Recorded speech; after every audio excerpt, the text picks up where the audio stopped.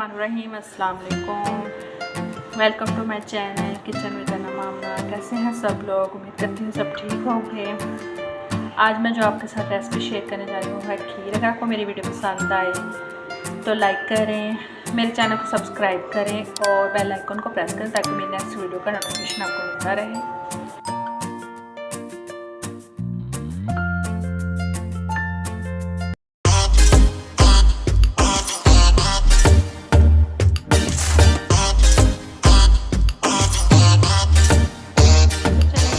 Recipe की तरफ मैंने ये एक पहले चावल लिए हैं। इसको मैंने 2 से 3 घंटे के लिए भिगो दिया था ताकि चावल नरम हो जाए। फिर मैंने सब चावलों को अच्छे से हाथ की मदद से छोटे छोटे पीसेस में ऐसे कर लिया था।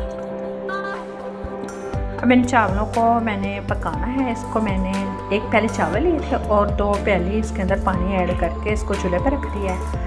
और हमने इतना पकाना है कि इसका पानी खुश्क हो जाए, चावल अच्छे से इसके अंदर मैश हो जाए, तब तक हम इसको पकाएंगे। इसको मैंने मीडियम फ्लेम पर रख देना है ताकि इसका जो पानी है वो खुश्क हो जाए और चावल अच्छे से गल जाए। जी बस ये मैंने चावलों को अच्छे से पका लिया है।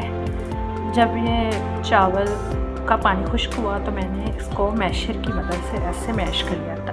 खीर में जब चावल नज़र आते अच्छे नहीं लगते, इसलिए मैंने इसको अच्छे से मैशर से इन चावलों को मैश कर लिया ताकि चावल इसके अंदर खीर के अंदर हमें नज़र ना आए। मैं आपको बहुत ही आसान तरीके से, यूनिक तरीके से बनाना सिखा रही हूँ। आप इसको घर में ज़रूर ट्राई करें और मेरी वीडियो को एंड तक ज़रूर देखें ताकि कोई अज्जा इसके अंदर जो भी कोई टिप है आपको स्किप ना हो। जी तो चावल रेडी हो गए हैं। अब इसके अंदर हम दूध शामिल करेंगे। ये मैंने एक प्याली चावल लिए थे, छोटी प्याली आपने चावल की लेनी है और 2 लीटर इसके अंदर मैंने दूध ऐड कर दिया और इसको हमने मीडियम फ्लेम पर आधे घंटे के लिए पकने के लिए रख देना है। और इसके अंदर आपने थोड़ी थोड़ी देर के बाद चम्मच हिलाते जाना है ताकि नीचे दूध जल्दी लगना शुरू हो जाता है। आपने इसके अंदर चमचा भी हिलाते जाना है। इसमें मैंने जो 2 लीटर दूध डाला है उसको मैंने गर्म कर लिया था और उसके ऊपर से मैंने मलाई नहीं उतारी थी। जी व्यूअर्स आधा घंटा हो चुका है कि थोड़ी थोड़ी गाढ़ी होना शुरू हो गई है। अब हम इसके अंदर थोड़ा सा खोपरा, इसको मैंने इस शेप में काट लिया है, थोड़े से बादाम और थोड़ी सी इलायची, इस सब चीज़ों को इसके अंदर हम ऐड कर दें।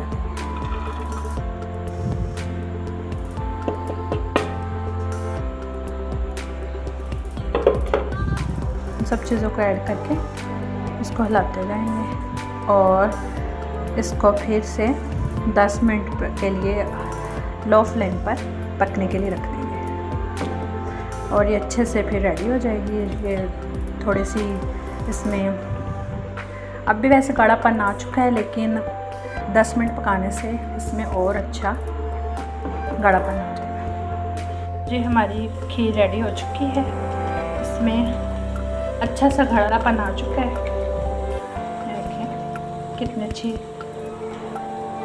इसके अंदर थिकनेस आ गई है।